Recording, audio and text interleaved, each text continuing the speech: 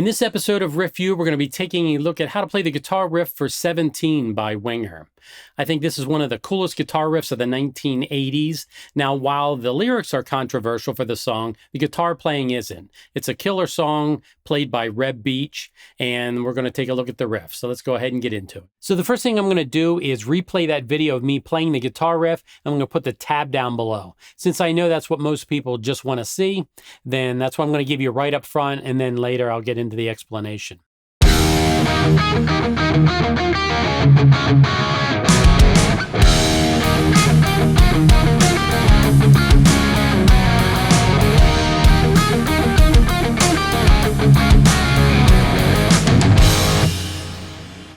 Be sure to download the free guitar tab for this riff. I will put the link down below. Next, I'm going to play through the guitar riff slowly and talk about how to play it. All right, so I'm going to play through this slowly. So first, before I do that, I want to talk a little bit about what he's doing. The riff, it's a very cool, very quick and tricky riff, but it's using the E. It's using E major, putting the pinky down here on A, which turns it into an E sus4. And then he's going to get down and do the same thing for D. And you may recognize that from songs like Panama.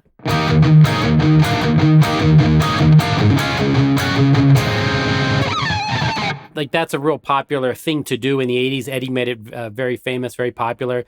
You can find that in songs like Panama, Round Around by Rat, Unchained. I can't do the open D because I'm not tuned down for drop D. Unchained by Van Halen. So this was a popular thing, doing that major chord, making it a sus4 and pulling it off. Tons of 80 songs do that. So that's primarily what's happening, is he's going, then he's doing this, he's doing that really cool little riff in between it. And all right, so here I'm going to go ahead and play through it. I'm playing through it slowly, out of time, because I want you to take your time and see how I'm doing it. Now, I will say how I pick it. I pick it almost all down. I think I pick it all down, which Reb does not. I'm going to put a link down below in the description, a link where you can watch him play it. He talks with a gentleman about exactly how to play the riff, and you can watch the actual guy play it as well. I think that's informative. You'll see him doing a lot of alternate picking, which he's very good at, and I can do to a point. I've even started trying this.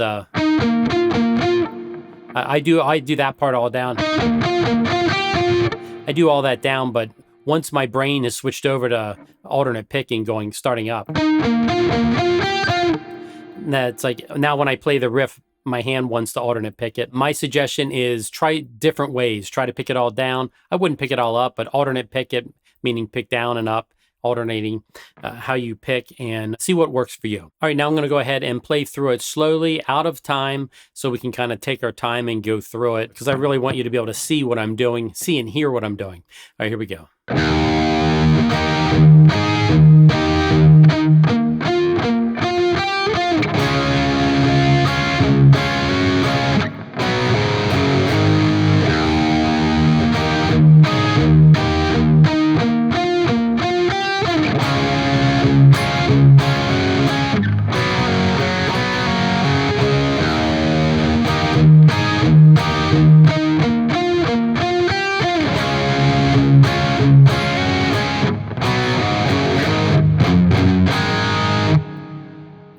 So a couple things I want to mention is there are some instances in this tab where I may not be picking it all. Like when I get down here, I'm just hammering that on instead of going. And that's me being lazy, because I can hear it. I can hear it. As long as you can hear it, if you can't hammer on hard enough and pull off so that you can hear it, then you may want to strum it. But it's less work if you just do the hammer on. And this is real fast, so you do not have a whole lot of time to play this, play these notes. So this goes by fast. It goes by so fast, it's almost comical, at least for me, because I'm not used to playing this fast. So when I do, it feels like it's a little out of control. If you take a look at measure 5, when you watch me play the riff, I don't actually play it correctly in the video. I'm not sure why. I probably just learned it and then played it and didn't quite nail exactly how it goes, because it goes this 5-5, then 5-4, then open. So I believe in the riff, I should have at least gone. I should have, you can see I don't lift my hands up. That part goes by so fast that you do not have a whole lot of time to do anything. And that's why for the 5-4, I'm just doing a pull off from 5 to 4. I'm just lifting this finger up. And you're basically doing that 5-4 open 2 times.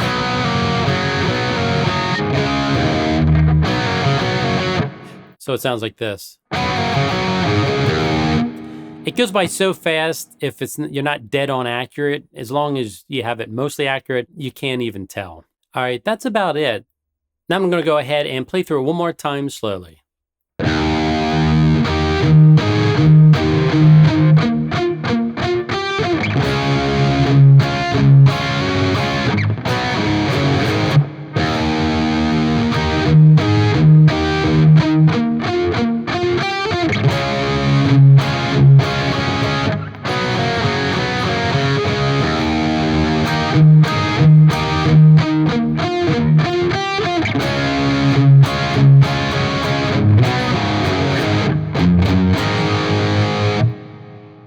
To me, the fastest way to learn how to play a guitar riff quickly is to practice it slowly.